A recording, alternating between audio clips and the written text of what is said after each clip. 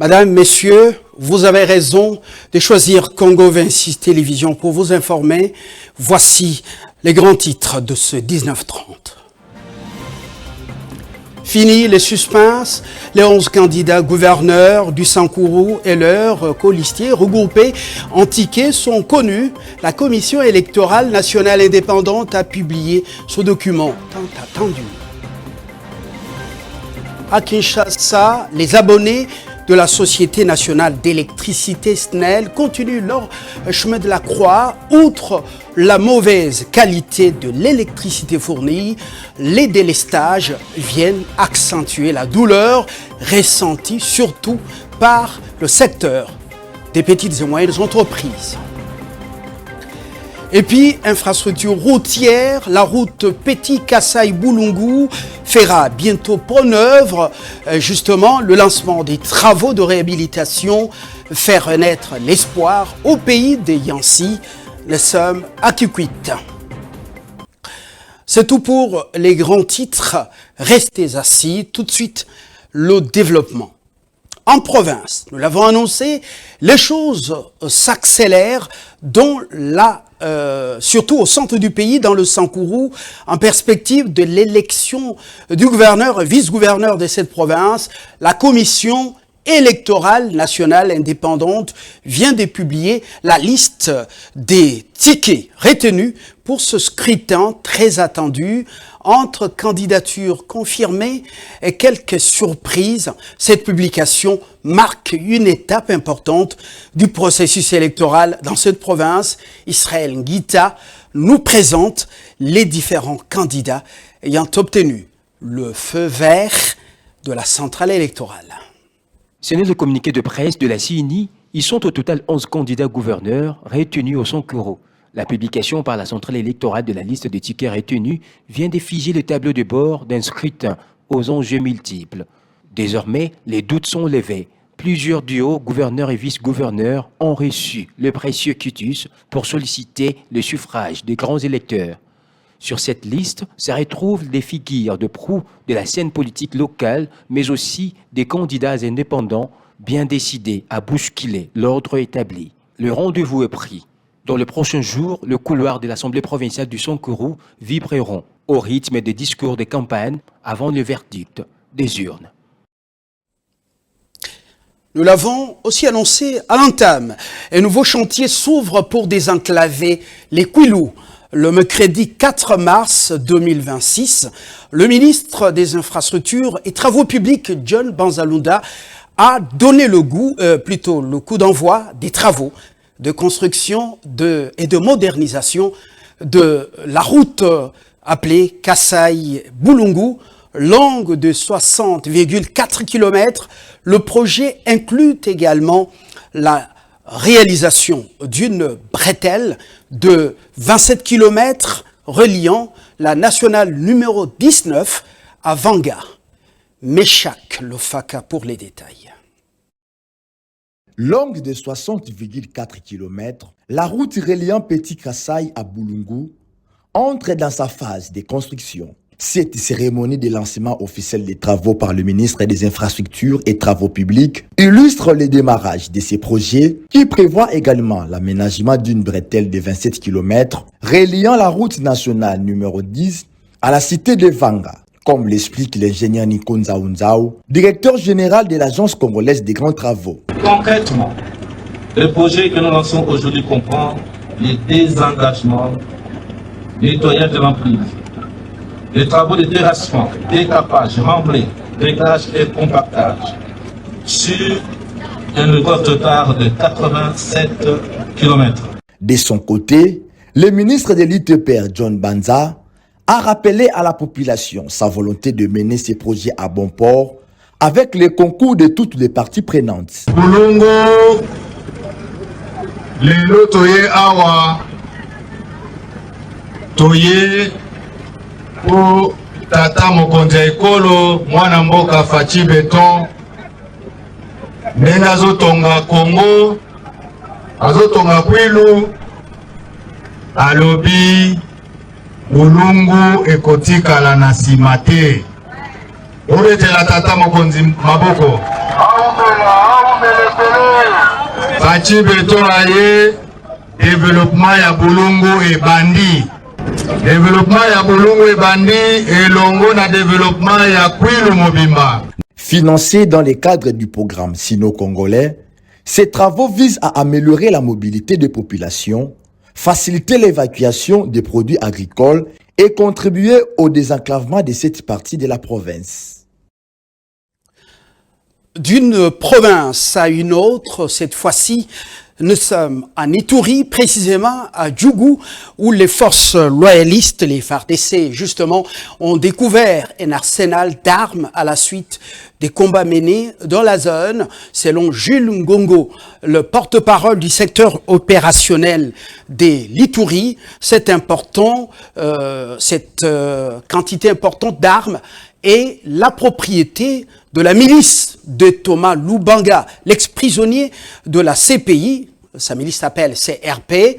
L'arsenal comprend plusieurs types d'équipements militaires, notamment des fusils d'assaut, des mitrailleuses de type PKM, des chargeurs, des sacs de munitions, ainsi que des explosifs. La population locale témoigne que ces armes sont venues à bord du camion avant d'être dissimulées sous terre à l'aide d'engins mécaniques, notamment des pelleteuses, afin d'échapper aux opérations des fouilles menées par l'armée de la RDC. À Kinshasa, nous nous rendons dans la municipalité de Ngiringiri, où l'avenue Makanza, très connue des Kinois, pourtant essentielle à la mobilité urbaine. Cette avenue s'est transformée en véritable parcours de combattants, dégradé par d'énormes nids de poules et des caniveaux totalement obstrués. La chaussée est aujourd'hui envahie par des eaux stagnantes qui forment un véritable lac artificiel, rendant la circulation chaotique. Automobilistes, motocyclistes et riverains dénoncent un calvaire quotidien sur cette artère stratégique de Kinshasa. Plus des détails dans ce reportage d'Israël Nguita. Ce désastre sur l'avenue Makanza brise l'image voulue rayonnante de la municipalité de Ngiringiri. Automobilistes et motards qui s'hasardent sur cette voie publique sont soumis à un exercice fort périlleux. Chaque trajet est un parcours de champions, baignant quotidiennement dans ces lacs artificiels aux multiples dangers ces riverains dénoncent.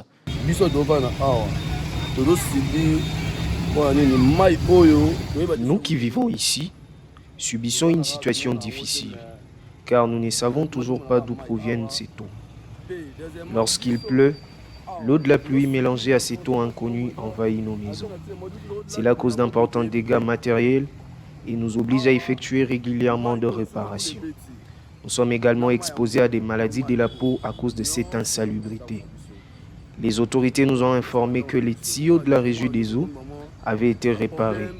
Mais jusqu'à présent, nous ne comprenons toujours pas l'origine de cette eau. Les caniveaux sont bouchés, ce qui aggrave la situation. Nous demandons donc au gouvernement et aux autorités compétentes de curer les caniveaux et de réhabiliter ces quartiers afin d'améliorer nos conditions de vie.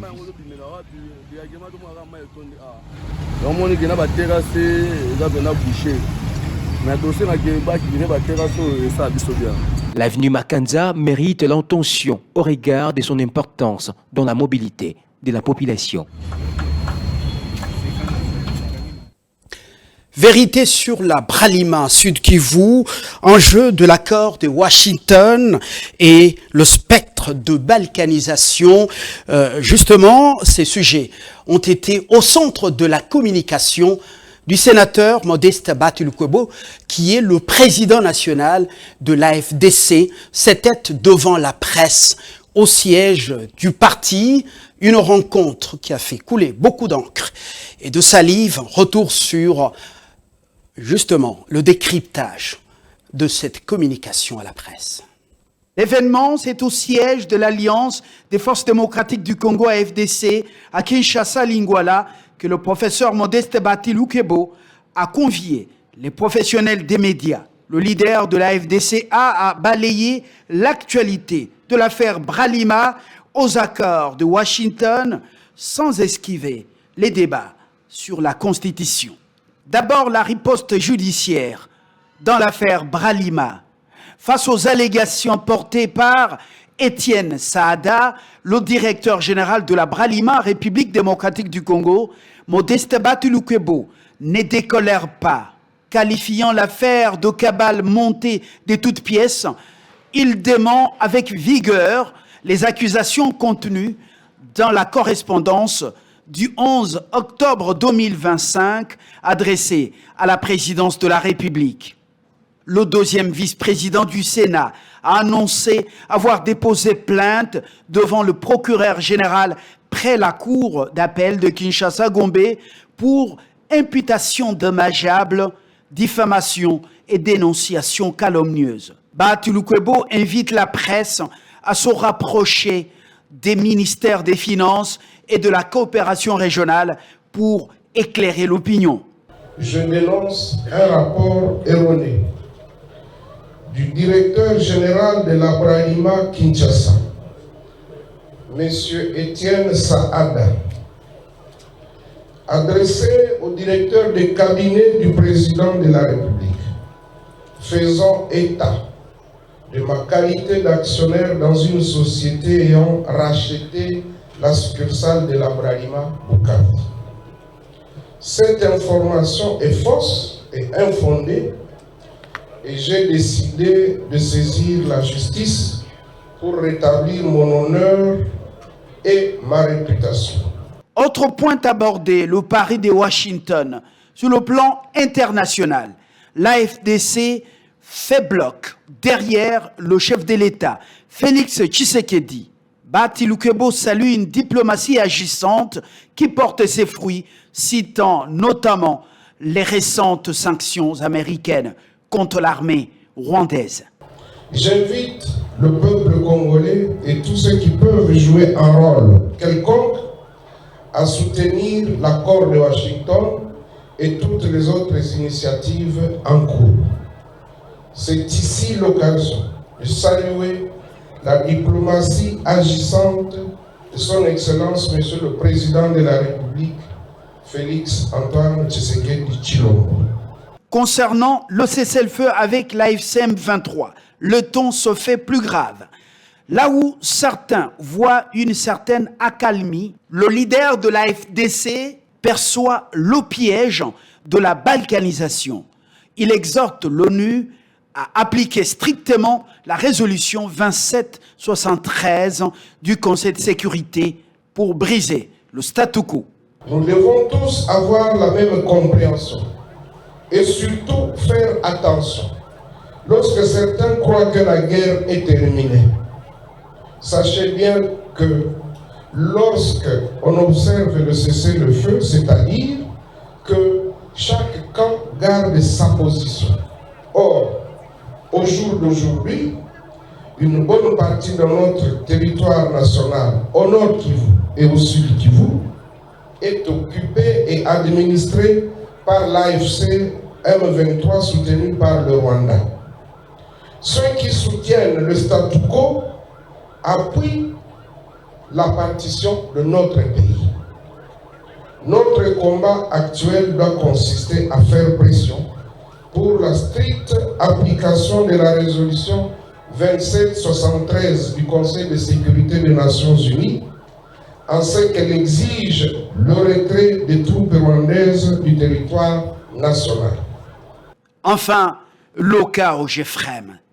Le leader de la FDC a pris la défense de William Kazumba, mandataire suspendu, louant ses qualités managériales et dénonçant une procédure irrégulière. Selon lui, il en appelle directement à l'arbitrage du président de la République pour sa réhabilitation. Et dans un contexte marqué par la guerre d'agression et une crise économique persistante, de nombreuses femmes congolaises, nous sommes au mois de mars, le mois qui leur est dédié, ces femmes se retrouvent en première ligne pour assurer la survie de leur ménage.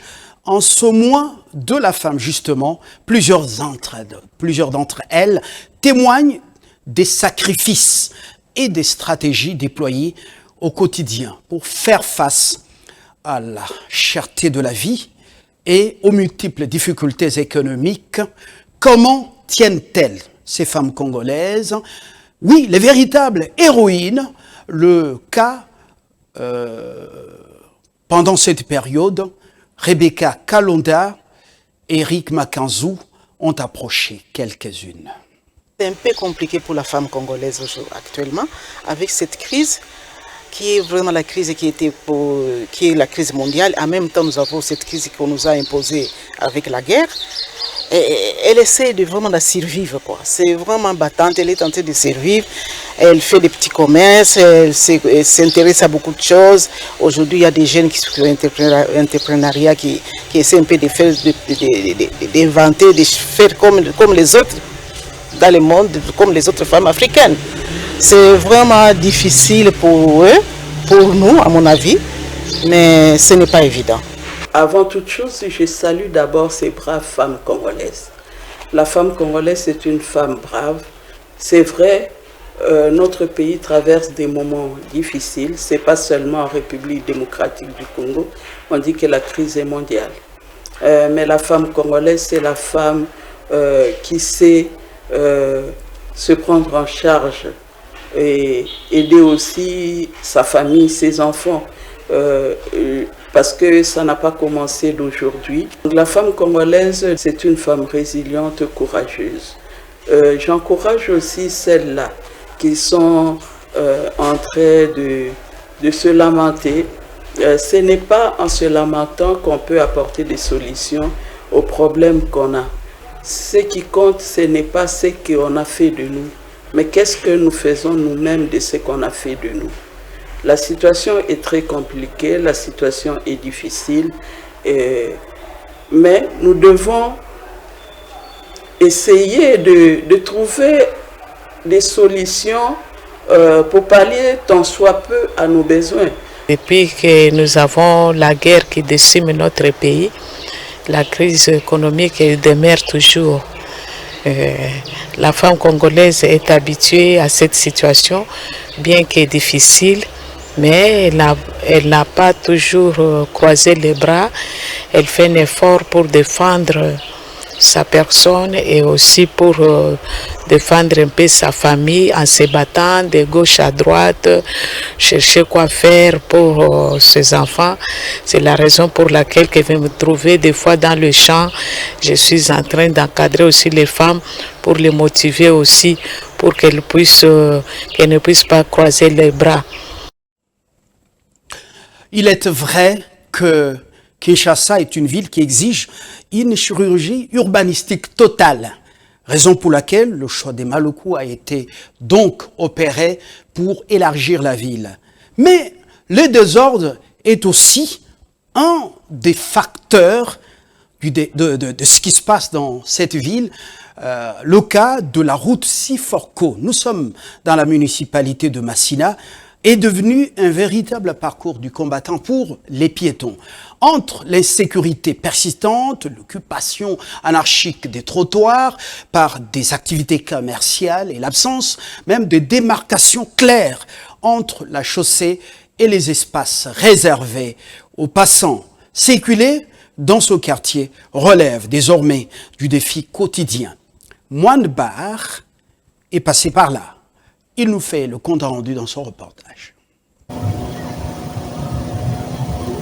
Principale voie secondaire de la route Sifoko menant vers le quartier portant le même nom dans la commune de Massina. Face aux réalités de la chaussée, faisant du coup disparaître le trottoir, servant aux piétons de se mettre à l'abri de certains dangers. À cause de cette situation serrée, le mauvais stationnement des chauffeurs et surtout la multitude des activités commerciales installées le long de la voie connexe. Une occupation illégale des espaces publics inquiète directement les piétons. Un tas de choses qui inquiètent le révérend de Siforco.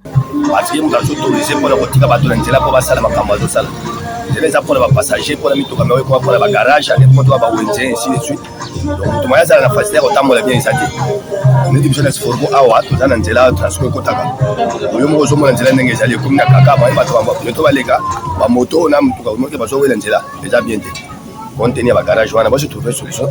En tant que l'État s'allie, on trouve une solution pour évacuer l'embouteillage. La libération de cette route et les espaces publics encombrés devient imminent dans le sens où la sécurité des piétons en dépend. Toujours à Kinshasa, les coupures d'électricité à répétition continuent de plonger les habitants dans l'exaspération entre délestage prolongé, interruption intempestive du courant dans plusieurs quartiers de la ville. Les abonnés de la Société nationale d'électricité tirent la sonnette d'alarme. Restauration ou bien restaurateurs, imprimeurs et même tenanciers de bistrots, comme c'est la coutume dans la ville, dénoncent des lourdes conséquences sur leurs activités, manque à gagner, perte des clientèles et des organisations du travail. Tous en appellent à l'intervention des services compétents pour faire face à la situation devenue insoutenable. Aaron Kankou et Sephora Roby nous en parlent. 2 groupes électrogènes, c'est la solution palliative trouvée par certains tenanciers de débits de boissons, restaurants et autres activités commerciales disposant de moyens pour faire face au délestage à répétition. Une alternative qui reste toutefois très coûteuse pour ces petites et moyennes entreprises. Courir comment le roi courant qui sèche. L'autre bout, ça presque une semaine courir arrêté. Na cuisine na cuisine eto lamba moi kuto toko lamba na bagaz oui ko bemba biloko neti buda to risque d'ablo na biso to check na ba stock ezokende déjà ko bemba ba biloko mususu to sala ba groupe peut permettre biso to garder ba biloko mais groupe c'est coûteux aussi carburant ça va trop cher biso neti buto sala carburant moins à 120 000 francs la journée. Par ailleurs, ces délestages entraînent un manque à gagner pour le propriétaire de boissons fraîches qui enregistre moins les clients intéressés. Mais ce courant comment délestage devrait bien même ma sanction à Melata Malgré cette situation, aucune réponse concrète de la Société nationale d'électricité déplore cet imprimaire. Tout ça là, un mois pour résoudre. En même temps, moi, à venir, vous avez courant, biso, vous avez courant. Vous vendez à la fin du mois. Vous avez une facture 40 000, 50 000. En même temps, moi, je vais saler le courant. Ceux que vous pouvez vous bien à Tasnel, oh non, c'est que les gens ont bien sali boyer, c'est un bien c'est qui boyer, bon quand c'est bon bon PC, bon c'est la courant pour regarder, bah continuer la courant 10 minutes 30 minutes pour recueillir. En attendant une solution durable, les abonnés continuent de subir les conséquences des délestages qui semblent pour l'instant loin de prendre fin. Ici à Congo 26 Télévision, nous sommes présentement sur le générateur qui fonctionne sans repos, faute du courant électrique fourni par la SNEL. C'est complètement terminé pour cette édition. Vous nous avez pris en cours des diffusions. Je vous rappelle les principales articulations. Fini le suspense, les 11 candidats gouverneurs et leurs colistiers sont donc regroupés pour la compétition qui s'annonce dans le Sankourou. La Commission électorale nationale indépendante a publié le document tant attendu. À Kinshasa, les abonnés de la SNEL continuent leur chemin de la croix. Outre la mauvaise qualité de l'électricité fournie, les délestages viennent accentuer la douleur ressentie surtout par le secteur des petites et moyennes entreprises et petites et moyennes industries. Et puis, infrastructure routière, la route Petit-Kasaï-Boulungu fera bientôt peau neuve. Le ministre des Travaux, des Infrastructures et Travaux Publics a donné le go des travaux. C'était dans le Grand Bandundu. Vous avez suivi les images.